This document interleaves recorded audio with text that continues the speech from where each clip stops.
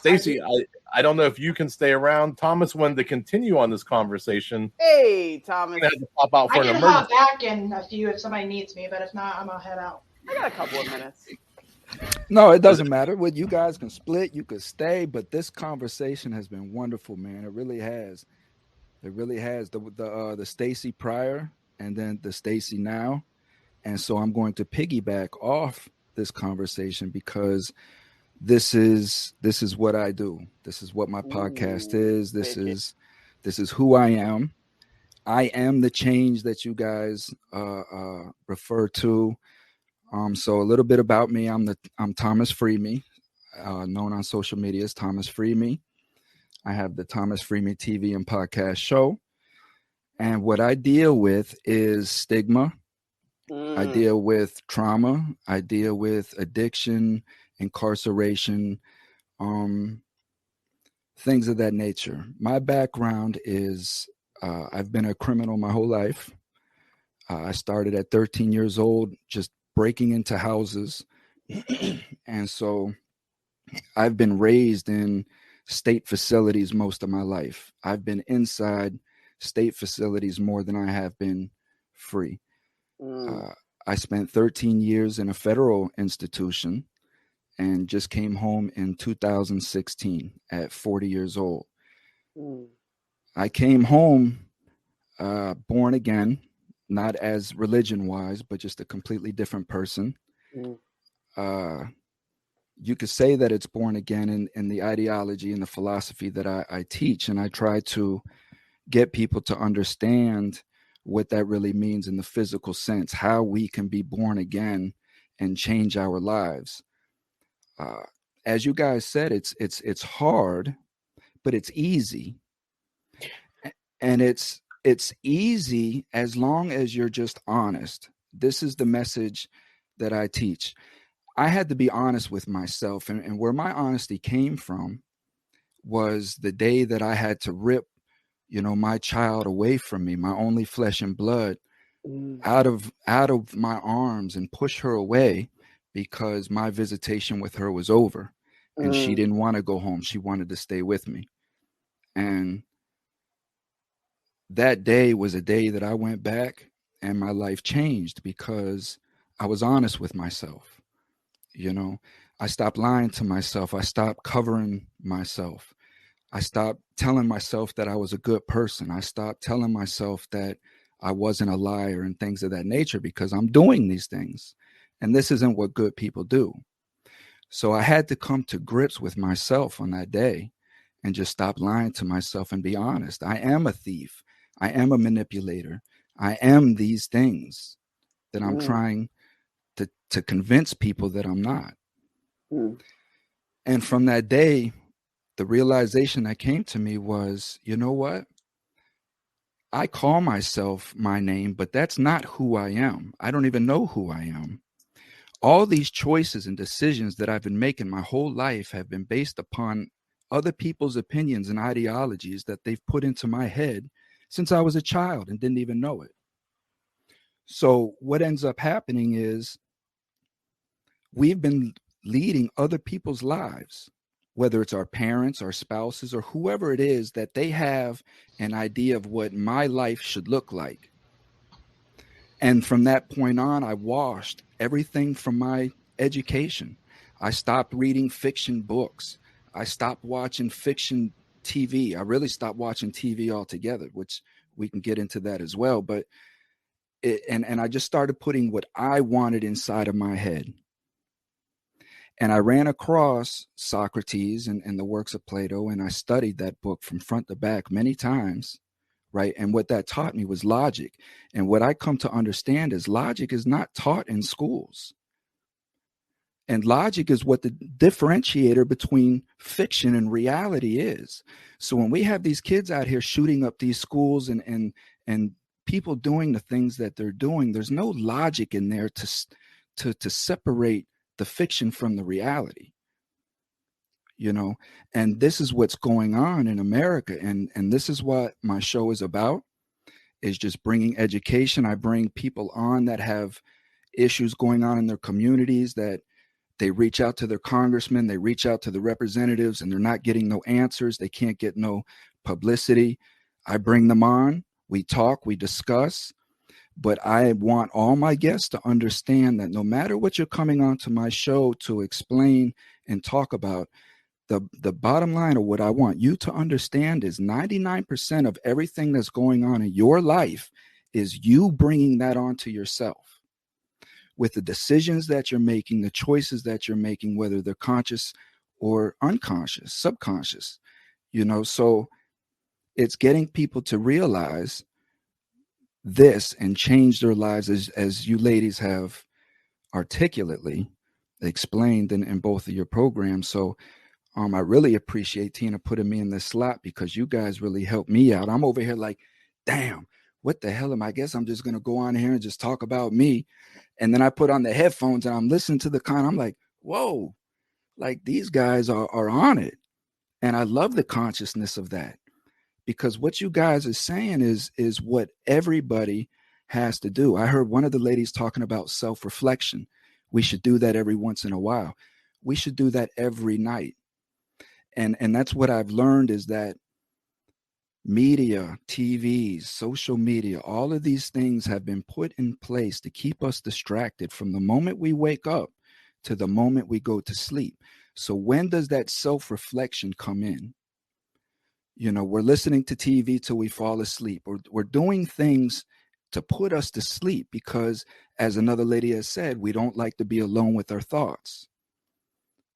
So there's never no self-reflection. So you're leaving one day and going into the next with whatever occurred the previous day not resolving in your mind. And you're carrying this day in and day out. I'm trying to show my people, my We the People. This isn't my channel. This is We the People's channel. And I'm trying to get people to understand that we have been placed in a survival mode mentality. We're constantly just trying to grab what we can in front of us to survive. And this is why we're turning into a narcissistic country, or we are a narcissistic country. You can see it in the way people drive, the way people are in the supermarkets. Just everybody is thinking about themselves.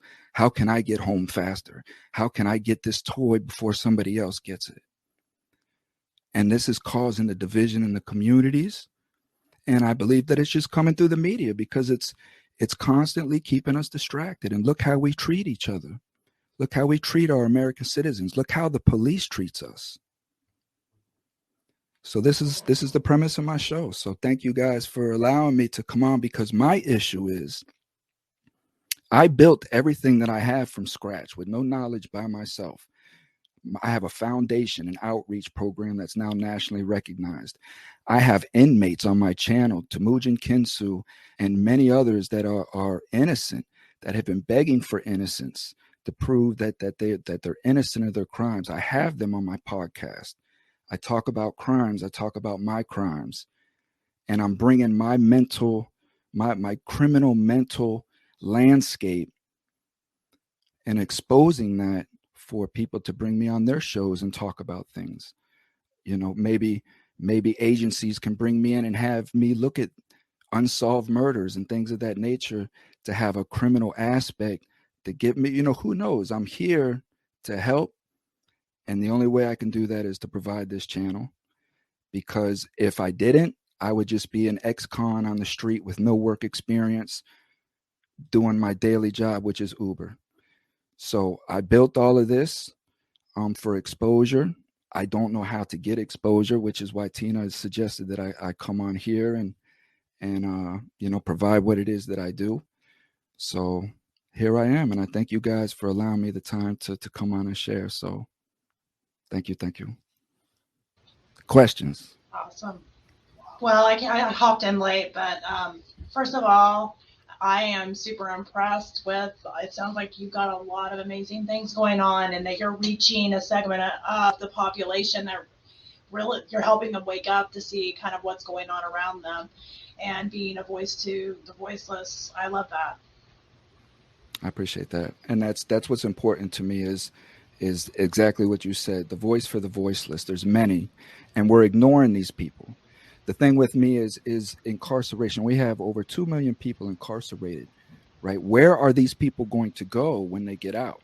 They're going to go into our communities without the structure or training or the rehabilitation to fix what the issue was when they went in. I've seen guys that were down 20 years, 30 years in the same mental landscape as when they went in after 30 years. Because there's nothing, you can just go in there and watch TV and play dominoes all day and just be the same person you was on the street because you love who you are and you don't want to change, but you're not realizing that you are in the slum bucket of society. You know, that's what ended up having me change, was like, I don't belong here. I'm more intelligent than this. I'm better than this. You know, I do not belong around these type of people just talking about drugs and crimes and things all day, you know, and that is what pushed me to change. And if I can change, anybody can change. I know it's cliche. We say that once we realize that, but it's okay. And that's the premise of what I say. No matter what you are, if you're a prostitute and you're tricking 15 times a day and you're strung out on heroin, it's okay. It's okay, because these decisions that led you to where you're at right now are other people's decisions, and that is causing conflict in you because you don't know who you are. So again, you can have that quote unquote born again moment and say, you know what, today I'm being me for a change. And I don't like what it is that I'm doing, so I'm going to change that. The past is okay. What makes it not okay in our mind is stigma. You know, it's what we're worried about, what the other person thinks about us. You know, somebody was talking about selfishness and that selfishness is okay. God gave us selfishness for a reason. We have selfishness for a reason. It's just what we do with it and how we use it. Selfishness, because self comes first before all things, right? I'm the creator. I create everything in my life. So if that is not pure and preserved, if I'm not selfish in that nature to make sure that I'm putting the proper education in my mind, if I'm not selfish to make sure that who I have around me is benefiting me and my goals in my life, if I'm not selfish in that, putting myself first in that nature, then I'm constantly putting other people first and I'm living other people's lives. So when the boundaries come is when you have enough courage to tell people no, like I have to work today. I can't, you know, and I have to concentrate on my work. If I can't do it after work or anything like that, it's just knowing your boundaries, your self-worth, and making sure that you put yourself first. And this is why we have the selfishness. Absolutely. My philosophy is being born again. I believe what the Bible preaches is not so much as being dipped in some river, but more along the lines of leaving the materialism and coming into the spiritualism, right? And understanding that we are born into sin. We are born into the flesh. And everything that we see with the eyes is of the flesh, is of material.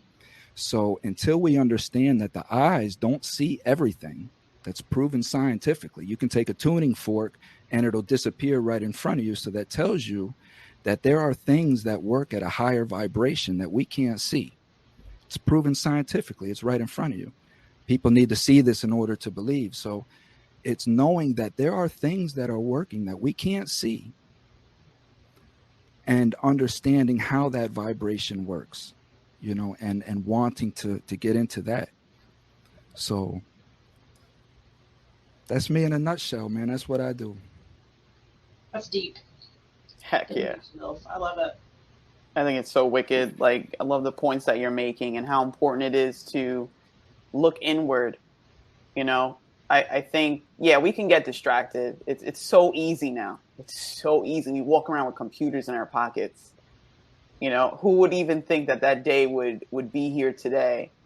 But it's so funny because I was just thinking when you were speaking, you know, even if somebody says they're like not religious or not spiritual or so, why is it that in moments when we are at like the brink of breaking, we always call on God? Why is that? Why is that part of us? Why is it in our language? You know, to speak to, and it's not even God itself. I mean, why is it that we are calling out to a higher power? Why is that in us to do that in those moments? You know, and those are the questions that I feel we need to look into that space just a little bit more, and we'll find our guiding light. I have a great philosophy for that. And, you know, people look at me crazy or however, because it's almost it's an abomination to speak it. But the thing of it is that when I say that I am God, right? I am God. And what that means is the biblical text tell you this. Like, you are made in the likeness and image of God. If you take a glass and you make another thing in the likeness and image of that glass, that means that you have two glasses, and that replica is expected to work in the likeness and image of its founding model. So I am God. Stacy is God. Jeff is God. Maria is God. We are all God, and we are all the creator of our universe, right? And it's knowing that. This is why I don't like religion, because religion makes you seek for God as an outside source. So when we're in these moments of despair and we're looking outward for this God to save us, to unlock my door and get me out of segregation, to do these things for me, and it never happens, what happens? I start doubting him. But I never look inward for God, because I have been taught that God is something that we preach to, that we pray to. And prayer and meditation is the same. It's the same thing. It's the same practice. Only meditation is inward, prayer is outward. And when we just understand these things, right? It's okay. Like I tell people, no matter what religious text you follow, it is a way of a good, wholesome, positive life. And if you follow any of those religious texts, you're going to have a good, strong, family unit. You're going to have a good life, but is that what you're seeking, or are you seeking to progress? I believe in life after death. I believe that our spirits, our souls are continuously trying to progress to become like the ultimate Father, to become that pureness, that good, wholesome pureness. And I believe that we come to this physical level because this is where we can experience love at a physical sense with our five senses, touch, taste, hearing. We can't do that in a spiritual realm. We can only do that here. So this is experience. We come here, we love different things. This is when you look at life like that, this is what makes you be so retrospective, that when you see a homeless man, you're like, well, maybe that's his experience. Who am I to say that he's not enjoying his life or that he looks miserable? That's his experience. That's not my experience. I am not here for that. But maybe that person is,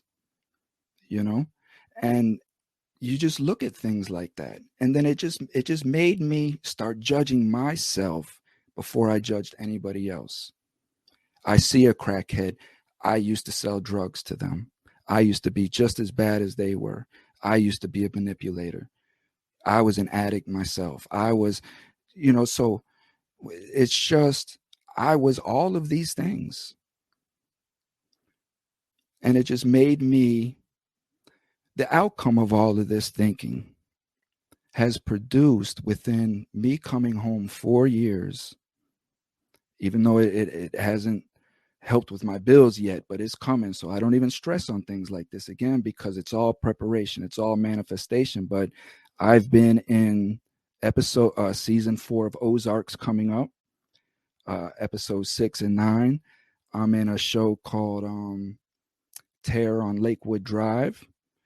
I got my first speaking lines as co-starring part as Officer Paul Larkin in the screenplay, the stage performance of American Son down in Miami. My foundation and I've done all of this by myself with no help, coming out of a toxic relationship, as Tina knows from our social media or whatnot, but toxic, somebody constantly over my shoulder telling me I'm wasting my time. I look like a fool. My podcast is stupid. Nobody cares about inmates. These are the things that I was constantly hearing as I'm building my business, and it's imperative that people understand that when you have self-worth, when you know that you are a beautiful person and you have confidence in who you are and what you're doing, all of that stuff just bounces off you. You just hear it and you're like, why do you talk to another human like that? What do you get out of talking to somebody like that? Like, if you're that unhappy, then just leave, and it's just stuff that and I just continue. And we have to do that so we can be better parents for our children. And our children ain't out here going crazy, man. So what would you tell somebody right now, like if they're in the middle of a toxic situation? Because I would say a lot of us have been in toxic situations, and that can be hard to, number one, realize, to actually recognize it for what it is, first of all, and number two, to figure out, well, how do I start to take the steps to get out of that situation? Do you have anything that maybe you can share? Understand that this person has issues and it's not you. First and foremost, for me to recognize that I was in a toxic relationship, I had to understand that a toxic relationship takes two people. So if you're in a toxic relationship, then you first have to ask yourself, what am I doing to make this toxic, right? Why are we arguing all day? What is my part into that? Because if it didn't take two people, there would be no toxic relationship because somebody would just leave. So so it's understanding first and foremost what you are contributing to it, right? And then understand that this person, the names that they call, that they have issues as well. And it's just understanding that, one, this is an unhealthy relationship. Two, you have to separate. You have to get out of that emotion, because a toxic relationship is constant emotion. It's constant reaction. Everything is reacting, and you have to get out of that. 3, 4 days, 5 days to where you can decompress and your mind can think, and you can try to resolve then. And if your partner is not recognizing what you're recognizing, then you're possibly dealing with a narcissist. And these are the questions that you have to be honest with yourself. But you're never going to recognize those things when you're in the midst of the battle, because blood is being shed and all you're doing is just constantly attacking and defending. So you have to get out of the battle to where you can sit back and scan the battlefield. I don't know how many chess players are, but one thing that chess has taught me is that when you're in the middle of the chess game and you have a spectator, but the spectator recognizes all the moves. They see all the moves on the chessboard, but while you're in there playing chess, you don't see these moves because you have the pressure of the game on you. You don't want to make the right move. You're second guessing yourself. You're overthinking, but when you're on the sideline, you see all the moves because you don't have the consequences of making the wrong move. You don't have that pressure on you. So when you remove that pressure from yourself, you're able to see all the moves. You're able to think clearly and rationally and make the right decision. But when we're constantly reacting and making decisions in emotional states, we're losing out. And we're going to jail, we're turning to drugs, we're turning to alcohol, we're beating our children, we're beating our wives, we're beating our husbands, because everything is a reaction. And there's never no thought process in there.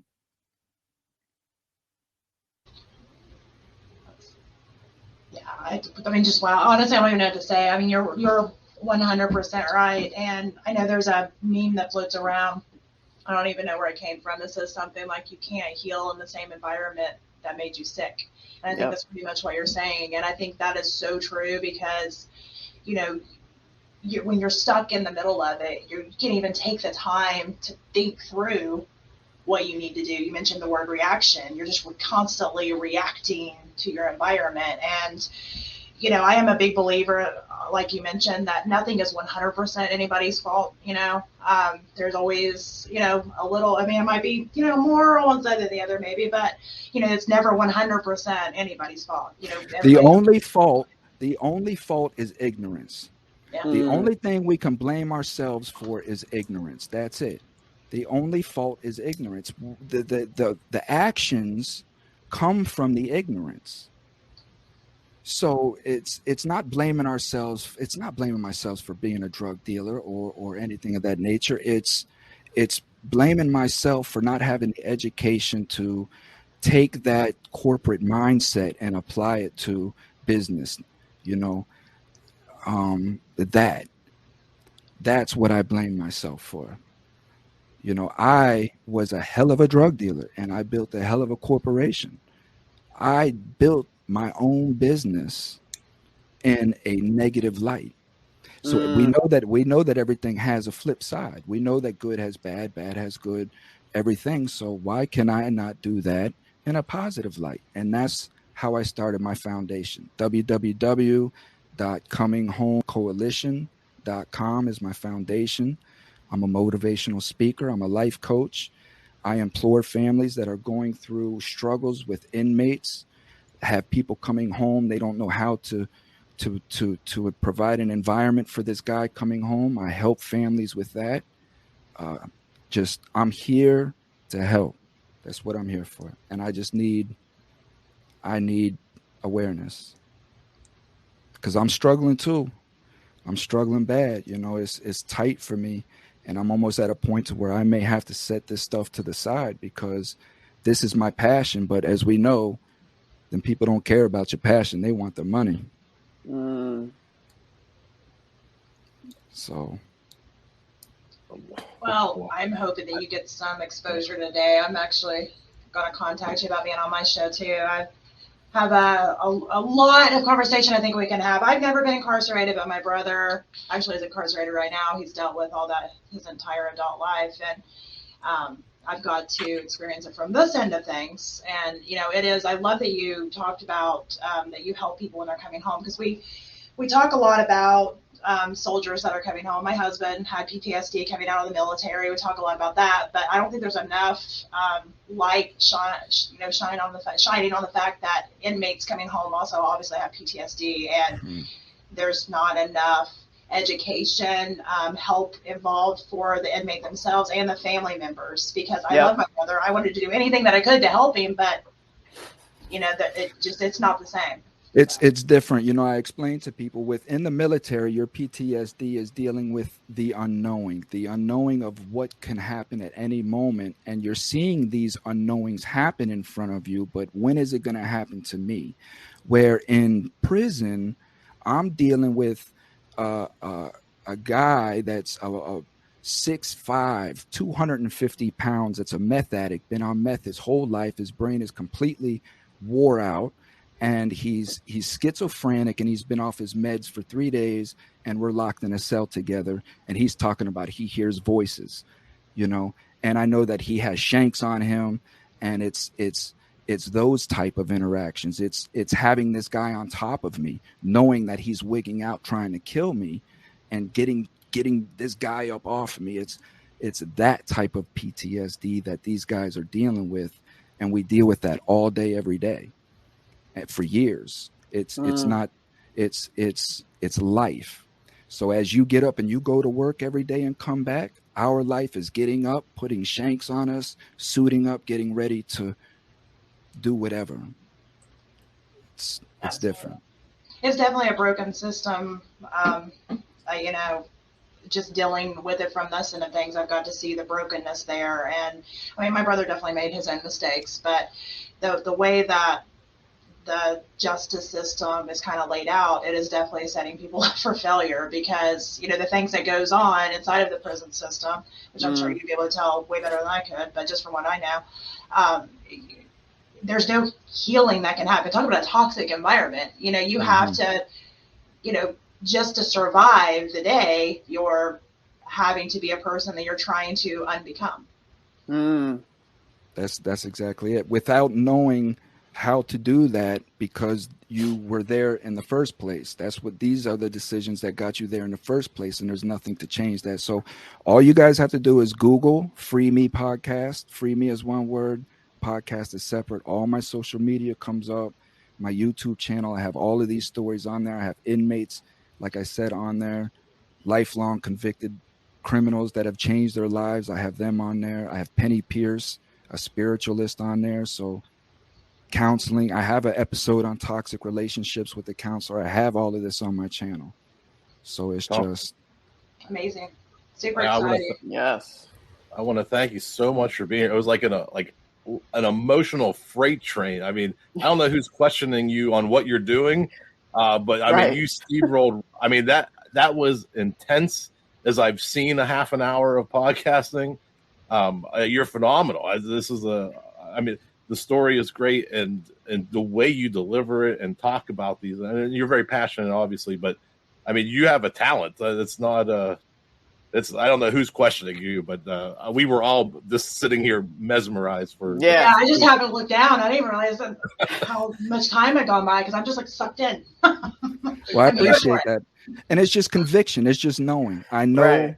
I know, you know, and it's just, it's not like, I don't even know how to explain it. It's almost like I'm just a vessel. And it's like the spiritual realm is just, you're a messenger, and this is what you bring. And this is why we made you go through what you went through in your life to be able to articulate what you can articulate now and help the people now, because whether people know it or not, we've moved into the age of Aquarius. And what that means is the enlightenment stage. Yeah, I know Maria's lighting up now.